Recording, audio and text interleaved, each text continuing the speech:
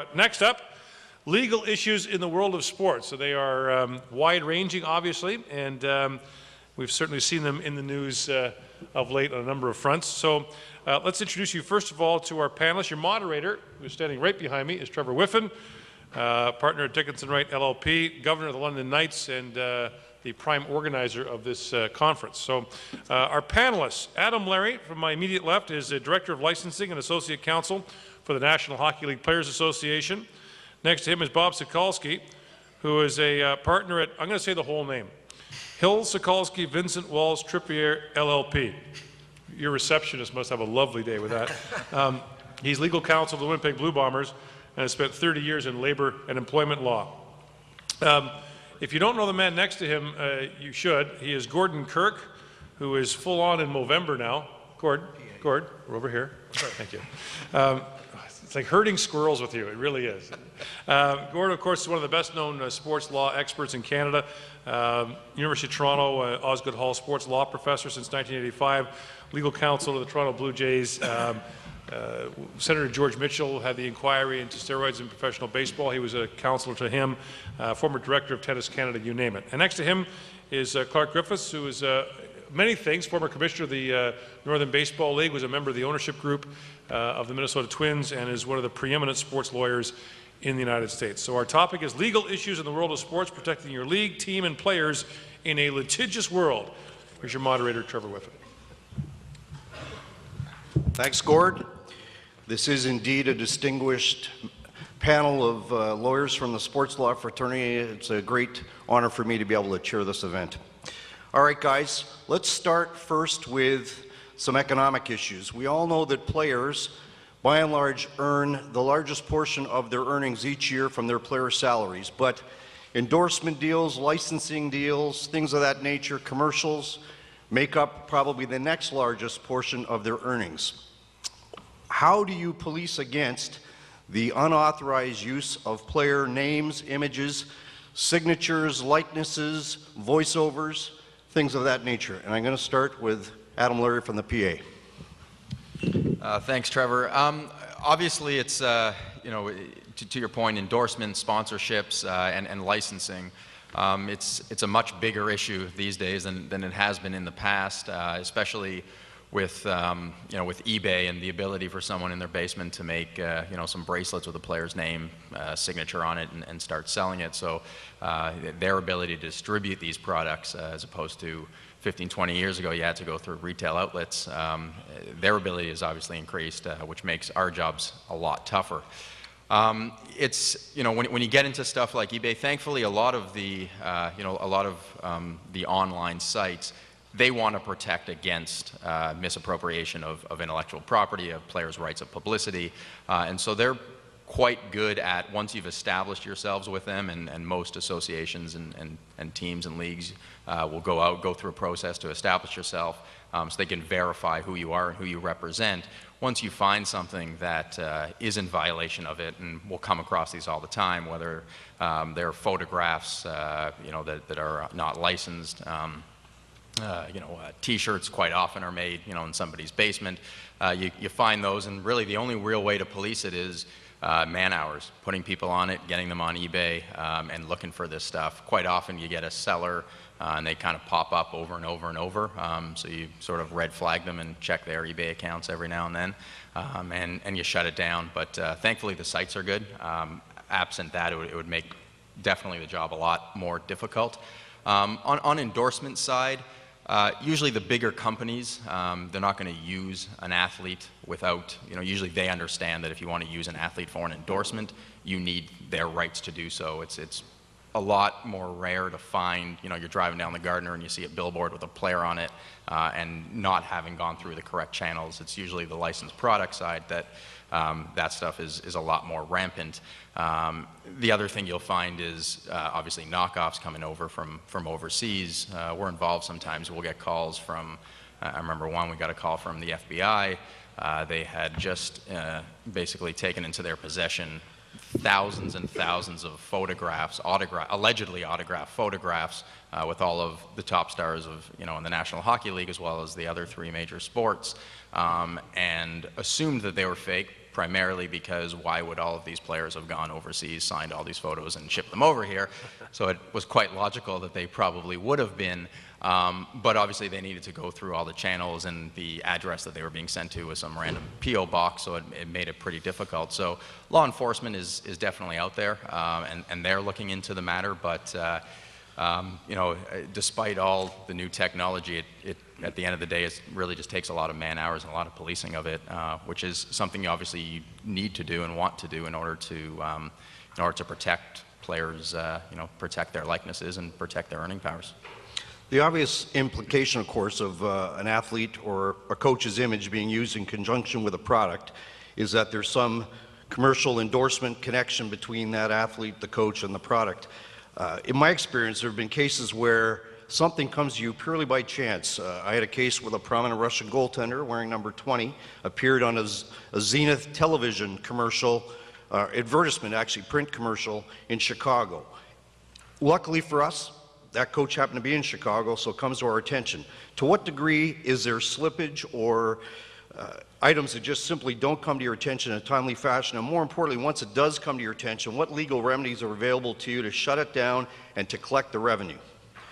Mr. Sokalski, I'm going to call on you for this. Well, there's a number of examples. One in recent history involved the NHL. There was a bar in Toronto, in Montreal, that had the Habs logo and had Go Habs Go in there. And what you need to do is, as Adam said, you have to get on it and chase it down. It takes a lot of hard work. We've had the experience, having had 3 Grey Cups in Winnipeg, where the Bombers buy the rights to the Grey Cup. There's a profound incentive for them to protect their proprietary interest in that, because that's what they're selling. They're selling the cup, they're selling the revenue, they're selling to sponsors, so they have to protect those sponsors. They have to protect the proprietary rights that they've sold to those sponsors. So, as in your example, Trevor, you have to chase that down. Now, sometimes it becomes difficult, especially with the social media that we've talked about here.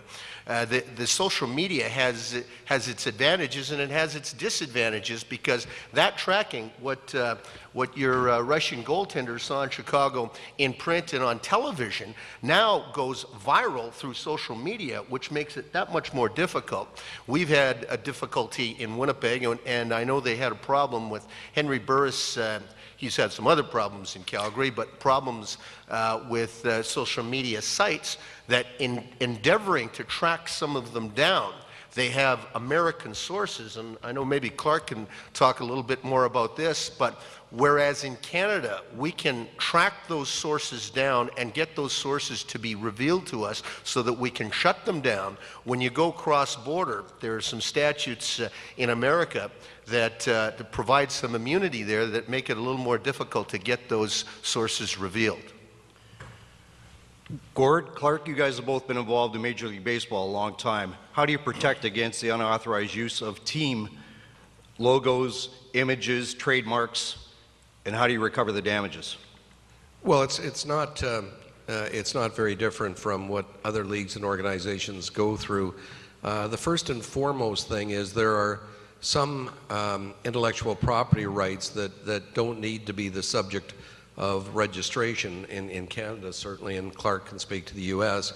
For example, copyright arises automatically upon publishing of a work, but I think people who need to enforce their rights, who suspect that there are going to be parasites, there are going to be people who, as pariahs, like to live off the avails of others, and to use in an unauthorized way, to use the property rights of, for example, the Toronto Blue Jays in this case. And if you anticipate that that's going to happen, and if you anticipate that you're going to have to police that, notwithstanding the fact that you don't have to register, it is, I think, wise, prudent counsel to register, because when you make a raid or when you go in to assert your rights, it's always good to have that piece of very official-looking government-issued paper to say that you have a copyright, you have a trademark, or whatever. So I think that's essential. I can remember the times have changed because, as Bob was pointing out, the social media and the difficulty of getting to the culprits. I think the law hasn't changed very much at all, but the the ability to get to the enemy is very difficult.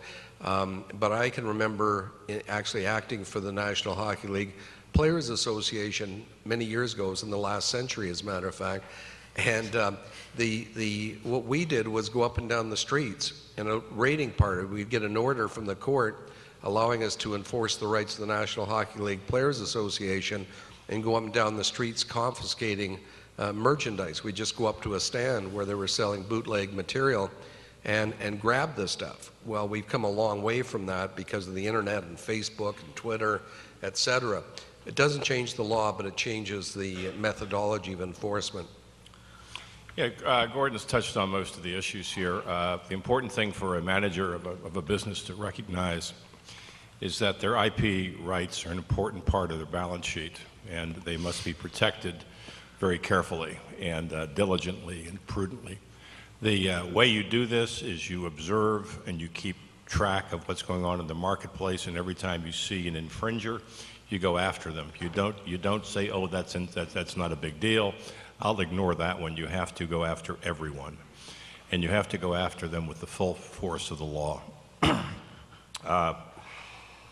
I believe that this is going to become more difficult in the future than it was in the past. In the past, you actually had people who had to manufacture goods and distribute goods either in the stands that Gordon was talking about, or through retail outlets. Now everything's on the internet.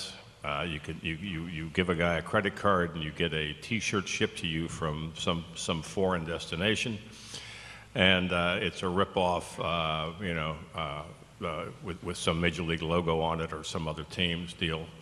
The scariest website I ever had pointed out to me was one that allowed people to print their own logos. Okay, I mean, if you want to make your own T-shirt, you go here and you download the artwork yourself, and you can print it. And there's some printers that produce stuff that you can put on your own T-shirts. I mean, that was just terrifying. I mean, how do you stop that? I don't know if you do or not.